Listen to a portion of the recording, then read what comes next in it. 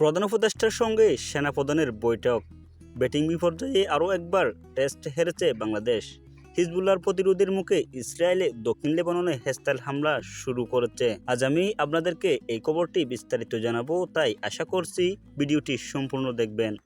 জাতিসংঘের সাধারণ অধিবেশন থেকে ফেরার পর অন্তর্বর্তী সরকারের প্রধান উপদেষ্টা ডক্টর মোহাম্মদ ইউনূসের সঙ্গে সাক্ষাৎ করেন সেনাপ্রধান।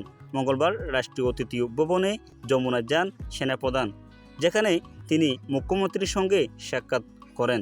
প্রধান উপদেষ্টার প্রেস উইং থেকে এই তথ্য জানা গেছে। সীমাকরণ পরিষ্কার, কর্ণফুলী টেস্টে বাঁচতে বাংলাদেশ দলকে অন্তত 2 সেশন ব্যাট করতে হতো।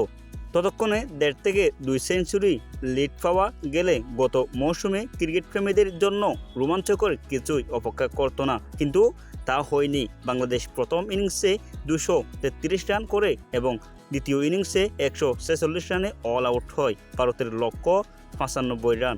ভারত প্রথম ইনিংসের মাত্র 34 ওভার 4 বলে 9 উইকেট 285 রান করে। 17 ওভার 2 বলে 3 উইকেট হারিয়ে জয়ের কাছাকাছি পৌঁছে যায় ভারত।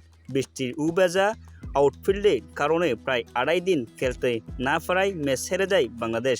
চেন্নাইয়ে প্রথম টেস্টের পর কর্ণফুলী ভারতের জয় বাংলাদেশের জন্য টেস্ট সিরিজের দুর্দান্ত সমাপ্তি চিহ্নিত করেছে। অন্যদিকে ইসরায়েলি সেনাবাহিনী বলেছে যে তারা 98তম এলিট ডিভিশনের সৈন্যরা সোমবার রাতে লেবানন হেস্তান অভিযান শুরু করেছে। এই বিভাগটি 2 সপ্তাহ আগে গাজায় হামাসের বিরুদ্ধে লড়াই করেছিল।